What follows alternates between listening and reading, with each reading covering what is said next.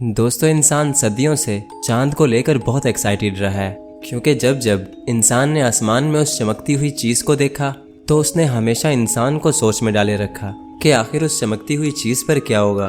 खैर, ये तो आप जानते ही होंगे कि चांद हमारी अर्थ के सबसे करीब वाला स्पेस ऑब्जेक्ट है, जिसको हम अपनी आम आँख से भी आसमान में देख सकते हैं। चांद हमारी अर्थ का एक नेचुरल सैटेलाइट है जो कि हमारी अर्थ के गिर्द चक्कर काटता है। तो यही वजह रही है कि इंसान हमेशा से चांद के बारे में जानने के लिए पुरजोश रहा है। और सबसे पहला स्पेस मिशन यानी अपोलो 11 भी इंसान ने चांद पर ही किया, जिसमें नील आर्मस्ट्रॉन्ग पहला इंसान बना जिसने चांद की मिट्टी पर कदम रखा। दोस्तों, दरअसल इंसानियत की ये तारीख रही है कि इंसान हर नामुमकिन चीज़ को मुमकिन करने की कोशिश करता आया है, जिनमें से एक नामुमकिन चीज़ ये भी है कि इंसान चांद पर ज़िंदगी तलाश रहा है। जी हाँ दोस्तों, क्योंकि प्लैनेट मार्स के बाद चांद ही एक ऐसी जगह है जो कि हमें जीने की उम्मीद देती है। एलोन मस्क कहते हैं कि पहले वो मार्स को कॉलोनाइज करेंगे, उसके बाद वो लोगों को चांद पर भी भेजेंगे ताकि इंसान मार्स पर भी रहें और चांद पर भी रहें। तो यही वजह है कि इंसान आज भी चांद को स्टडी कर रहा है और उसको और ज़्यादा जानने के लिए उस पर लगातार मिशंस भेज रहा है। और मुमकिन है कि अगर इंसान जिंदा रहा तो वो अनकरीब चांद पर भी ज़िंदगी बसा लेगा। खैर, चांद क्या है ये तो आप अच्छी तरह खुद भी जानते होंगे, लेकिन आप ये नहीं जानते होंगे कि चांद आखिर क्यों है, ये आखिर किस लिए बना, कैसे बना, और क्या होता कि अगर हमारे पास चांद ही ना होता। क्या चांद के बगैर अर्थ पर लाइफ होती, और अगर नहीं होती तो फिर क्या होता। तो यही कुछ ऐसे सवाल थे जिन्होंने इंसान को सदियों तक सोच में डाले रखा।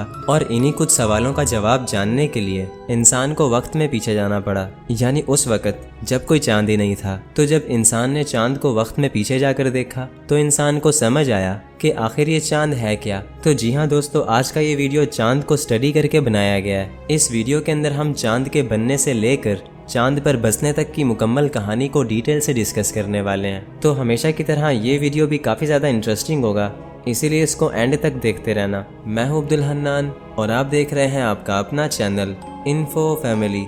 तो दोस्तों, अगर बात करें चांद की तो सबसे पहले हम ये जान लेते हैं कि चांद आखिर बना कैसे। तो स्टार्ट करते हैं स्टोरी ऑफ द मून।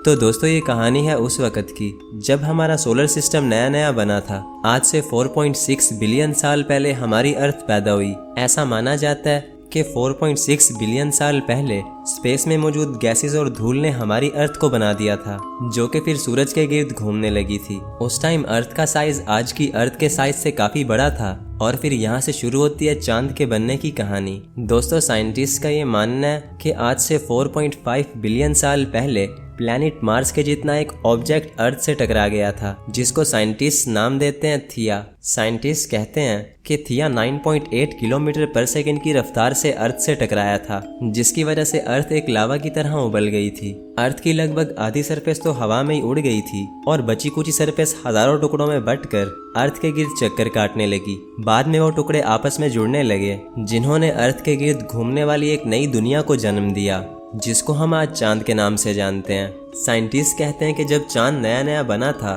तो ये बहुत ज़्यादा गर्म था।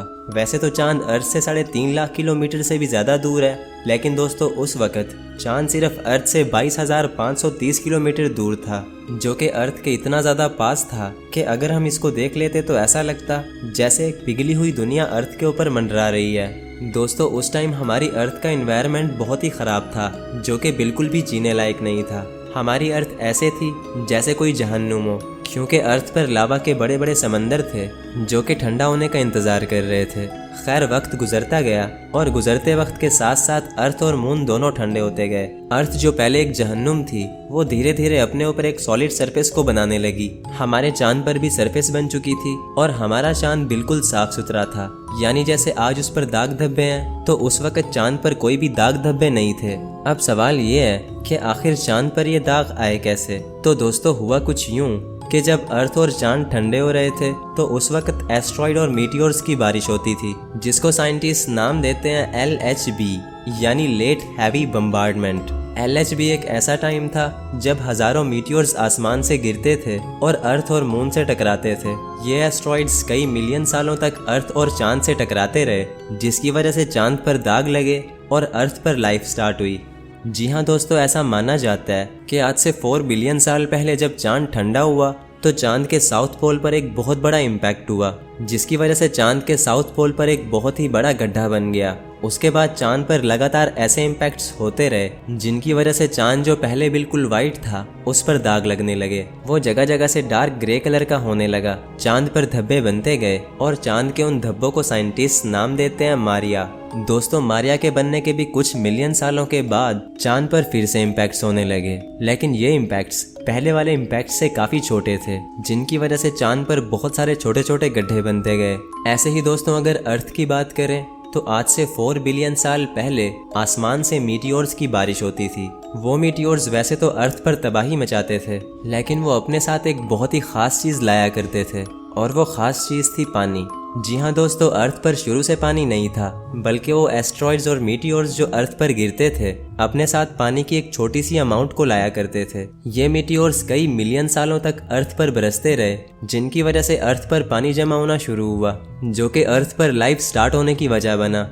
अर्थ जो पहले एक जहन्नुम थी, वो धीरे धीरे अपने ऊपर एक एटमॉस्फेयर को जन्म देने लगी, क्योंकि अर्थ पर समंदर बन रहे थे जो कि इवेपोरेशन करने लगे। तो इन सब के चलते अर्थ को एक सूटेबल इन्वायरमेंट मिला जो जिंदगी के लिए जरूरी था। अब दोस्तों, ये तो हो गई बात चांद के बनने की और अर्थ पर लाइफ स्टार्ट होने की। तो अब हम बात कर लेते हैं चांद के कुछ साइंटिफिक फैक्ट्स के बारे में, जो कि साइंटिस्ट ने हाल ही में डिस्कवर किए। तो ज्यादा टाइम नहीं लेते और वीडियो को कंटिन्यू करते हैं। Number 1, shape of the moon.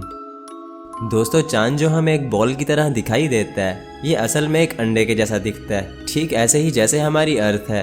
क्योंकि दोस्तों, हमारी अर्थ की शेप भी बिल्कुल राउंड नहीं बल्कि ऑबलेट शेप है, जैसे कि एक ऐसी बॉल जिस पर किसी ने पाँव रख दिया हो।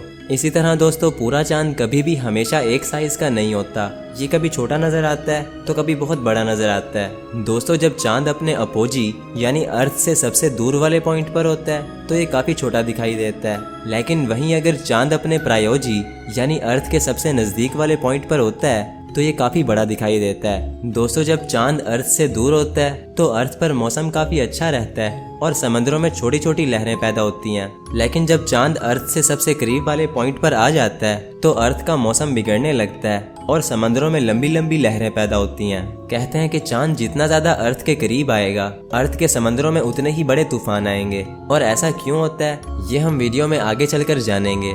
Number 2, distance of moon.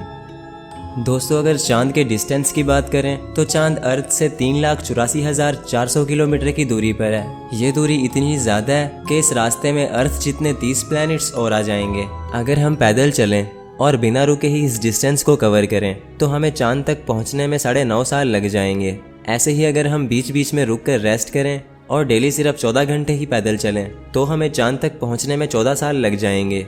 इसी तरह एक कार हमें 130 दिन तक यानी लगभग 4.5 महीने में चांद पर पहुंचा देगी। और अगर बात करें एक रॉकेट की तो एक रॉकेट हमें सिर्फ 13 घंटे में ही चांद पर पहुंचा सकता है। Number 3, gravity of moon.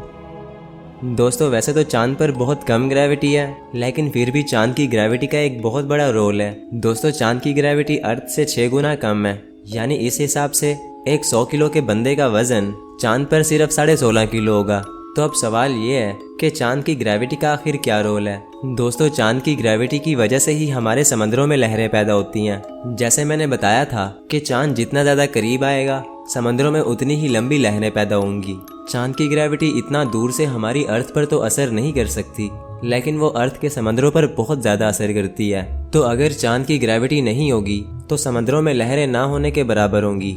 अब आप जरूर ये सोच रहे होंगे कि क्या होगा अगर चांद अर्थ के बहुत ज्यादा करीब आ जाए। तो दोस्तों, इसके 2 जवाब हैं। पहला ये कि अगर चांद अर्थ से बहुत तेजी से टकराया तो अर्थ लावा की तरह उबल जाएगी, जैसा वो थिया के टकराने से उबली थी। और दूसरा जवाब ये है कि अगर चांद घूमता हुआ धीरे धीरे अर्थ के करीब आता गया तो वो अर्थ की हाई ग्रेविटी बर्दाश्त नहीं कर पाएगा और टूटकर छोटे छोटे टुकड़ों में बट जाएगा, जिससे वो अर्थ के गिर्द एक रिंग बना देगा, जो कि सुनने में तो काफी कूल लगता ही है। लेकिन अगर ऐसा हुआ तो दुनिया तबाह हो जाएगी, क्योंकि चांद जैसे जैसे अर्थ के करीब आता जाएगा तो वो समंदरों की लहरों से दुनिया को तबाह करता जाएगा। साथ ही साथ बहुत सारे ज़लज़ले आना शुरू हो जाएंगे और वोल्केनिक इरप्शन बढ़ जाएगा, जिसकी वजह से शायद दुनिया नहीं बचेगी। लेकिन दोस्तों, घबराने की कोई बात नहीं, क्योंकि चांद हर साल 1.5 इंच अर्थ से दूर हो जाता है। ये कभी भी अर्थ के करीब नहीं आता। चांद पहले भी अर्थ के बहुत करीब था, लेकिन जैसे जैसे वक्त गुजरता गया चांद सिर्फ अर्थ से दूर होता गया। और दोस्तों, जैसे चांद की ग्रेविटी की वजह से अर्थ पर जल्जले आ सकते हैं, तो ठीक ऐसे ही चांद पर भी अर्थ की ग्रेविटी की वजह से जल्जले आते हैं, जिन्हें मूनक्वेक्स कहा जाता है। Number 4, size of the moon. दोस्तों, अगर हम चांद का साइज अर्थ से कंपेयर करें तो अर्थ की चौड़ाई चांद से 4 गुना ज्यादा है और अर्थ के अंदर 50 चांद आराम से फिट आ जाएंगे। और इसी तरह अगर हम सन से चांद का साइज कंपेयर करें तो चांद हमारे सन से 400 गुना छोटा है। और मजे की बात यह है कि हमारा सन चांद से 400 गुना ही ज्यादा दूर है, जिसकी वजह से अगर हम आसमान में चांद और सूरज को देखते हैं तो वो दोनों हमें लगभग एक ही साइज के नजर आते हैं। और यही वजह है कि जब सोलर एक्लिप्स यानी सूरज ग्रहण होता है तो चांद सूरज के आगे आकर सूरज को पूरी तरह ढक देता है। Number 5, solar eclipse and lunar eclipse. दोस्तों, सोलर एक्लिप्स यानी सूरज ग्रहण साल में 2 से 3 बार होता है। और ये तो हम जानते ही हैं कि सूरज ग्रहण तब होता है जब चांद सूरज और जमीन के बीच में आ जाता है। लेकिन दोस्तों, अगर हम बात करें उस वक्त की जब लोग ये सब नहीं जानते थे कि सूरज ग्रहण क्यों होता है, तो उस वक्त चाइनीज लोग ये मानते थे कि सूरज ग्रहण के टाइम पर एक बड़ा सा ड्रैगन सूरज को खा जाता है, जिसकी वजह से सूरज काला हो जाता है। तो वो चाइनीज लोग उस ड्रैगन को भगाने के लिए ऊट पटांग हरकतें किया करते थे। इसी तरह अगर चांद ग्रहण की बात करें तो चांद ग्रहण हर महीने होता है। ये तब होता है जब अर्थ सूरज और चांद के बीच में आ जाती है। चांद पूरी तरह से अर्थ के साये में आ जाता है, जिसकी वजह से चांद का रंग बिल्कुल लाल हो जाता है। ये हर 29 दिन के बाद होता है, जिसे लूनर एक्लिप्स यानी चांद ग्रहण भी बोला जाता है। Number 6, rotation of moon. दोस्तों, अगर आपने कभी नोटिस किया हो तो हमें हमेशा चांद की सिर्फ एक साइड ही नजर आती है। हम कभी भी चांद की दूसरी साइड नहीं देख सकते, क्योंकि दोस्तों चांद एक ही साइड लेकर अर्थ के गिर्द रोटेट करता है, जिसको टाइडल लॉक भी बोलते हैं। हमारी अर्थ तो स्पिन भी करती है, लेकिन दोस्तों चांद कभी भी स्पिन नहीं करता, तो हमें सिर्फ चांद का एक ही चेहरा नजर आता है। तो चांद की जो साइड हमें नजर आती है उसको हम नियर साइड ऑफ मून कहते हैं, और चांद की जो साइड हमें नजर नहीं आती उसको हम फार साइड या फिर dark side of the moon भी कहते हैं। Number 7, moons atmosphere. तो दोस्तों, अगर बात करें एटमॉस्फेयर की तो अर्थ पर एक बहुत ही अच्छा एटमॉस्फेयर है, जिसकी वजह से अर्थ पर जब रात होती है तो उससे पहले एक शाम भी आती है। यानी रात एकदम से नहीं होती बल्कि धीरे धीरे से होती है। बट वहीं अगर हम चांद की बात करें तो चांद पर एटमॉस्फेयर ना होने के बराबर है। तो यही वजह है कि चांद पर रात से पहले कोई भी शाम नहीं आती और डायरेक्ट दिन से रात होती है और रात से दिन हो जाता है। ऐसे ही अगर हवा की बात करें तो चांद पर कोई भी हवा नहीं है। यानी अगर हम चांद पर एक झंडा लगाएंगे तो वो झंडा नहीं लहराएगा। यही वजह है कि चांद पर जो एस्ट्रोनॉट्स गए थे तो उनके जूते का निशान कई मिलियन सालों तक रहेगा, क्योंकि ना तो हवा चलेगी और ना ही मिट्टी उड़ेगी। दोस्तों, चांद पर जाने वाले एस्ट्रोनॉट्स ने ये बताया है कि चांद की मिट्टी की स्मेल गन पाउडर जैसी है, ऐसा गन पाउडर जो कि यूज हो चुका हो, और वो शायद इसलिए कि चांद पर कई सालों तक इम्पैक्ट्स होते रहे। Number 8, moons temperature. दोस्तों, चांद पर दिन का टेम्परेचर 120 डिग्री सेल्सियस होता है, जो कि इतना ज़्यादा गर्म है कि इस टेम्परेचर पर चाय आराम से बन सकती है। और वहीं अगर हम रात की बात करें तो चांद पर रात का टेम्परेचर -130 डिग्री सेल्सियस तक चला जाता है, जो कि इतना ज़्यादा ठंडा है कि ये टेम्परेचर इंसान की हड्डियों तक को फ्रीज कर देगा। दोस्तों, दुनिया की सबसे ठंडी जगह एंटार्क्टिका है, जहाँ का मिनिमम टेम्परेचर -90 डिग्री सेल्सियस तक चला जाता है। तो ये टेम्परेचर भी चांद के टेम्परेचर के मुकाबले काफ़ी गर्म है। Number 9, missions on moon. दोस्तों, वैसे तो चांद का सबसे पहला मिशन अपोलो 11 को माना जाता है, जिसमें नील आर्मस्ट्रॉन्ग पहले इंसान थे जो कि चांद पर उतरे थे। बट दोस्तों, मजे की बात यह है कि अपोलो 11 पहला मिशन नहीं था जो कि चांद पर भेजा गया। अपोलो 11 को शायद पहला मिशन इसलिए बोला जाता है क्योंकि इस मिशन में इंसान भी थे। इससे पहले चांद पर जितने भी मिशंस भेजे गए तो उनमें इंसान नहीं थे, जिनमें ज्यादातर मिशन सोवियत यूनियन के जरिए भेजे गए थे। दोस्तों, 1959 में सोवियत यूनियन ने चांद पर अपना पहला मिशन भेजा, जिसका नाम था ल्यूना 1, जो कि एक फ्लाई बाय मिशन था। इस मिशन में एक स्पेसक्राफ्ट ल्यूना 1 को चांद के पास से फ्लाई बाय करके जाना था, लेकिन दोस्तों जैसे ही वो स्पेसक्राफ्ट चांद के पास से फ्लाई बाय करके जाता है तो उससे कम्युनिकेशन टूट गया था, लेकिन फिर भी इसको एक सक्सेसफुल मिशन समझा गया क्योंकि तब तक लूना 1 चांद की बहुत सारी इंफॉर्मेशंस कैप्चर कर चुका था। ऐसे ही दोस्तों लूना 1 के बाद लूना 2 भेजा गया जिसमें एक स्पेसक्राफ्ट को मून पर क्रैश लैंडिंग कराई। दोस्तों चांद पर सॉफ्ट लैंडिंग करने वाला सबसे पहला स्पेसक्राफ्ट सोवियत का लूना 9 था और चांद पर चलने वाली सबसे पहली गाड़ी लूनोखोड 1 थी जो कि सोवियत यूनियन ने ही भेजी थी। तो चांद पर ज्यादातर मिशन सोवियत यूनियन ही भेजा करती थी। अगर हम बात करें अपोलो 11 की तो अपोलो 11 एक अमेरिकन मिशन था जो कि 1969 में भेजा गया था। अपोलो 11 के बाद अपोलो के और भी बहुत सारे मिशंस किए गए जो कि सबके सब अमेरिका ने ही किए थे। उन सभी मिशंस को मिलाकर सिर्फ 24 लोग ही ऐसे थे जो कि चांद पर जा सके और उन 24 लोगों में से सिर्फ 12 लोग ही ऐसे थे जो कि चांद पर उतर पाए। दोस्तों एलन शेफर्ड नाम का ये आदमी अकेला ऐसा इंसान था जिसने चांद पर गोल्फ खेला था। उसकी गोल्फ की बॉल चांद पर गुम हो गई थी जो कि आज तक नहीं मिली। कहते हैं कि वो बाल आज भी चांद पर ही है। Number 10, life on the moon.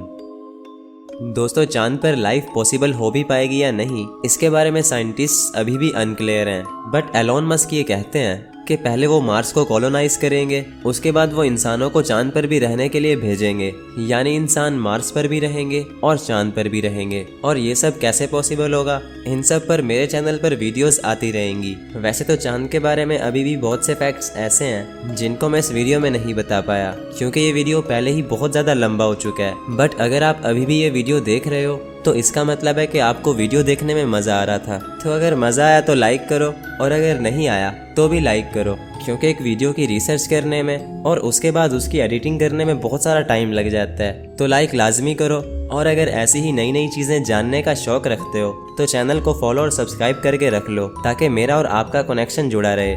बस तो फिर मिलते हैं किसी नेक्स्ट वीडियो में, तब तक के लिए अल्लाह हाफिज़।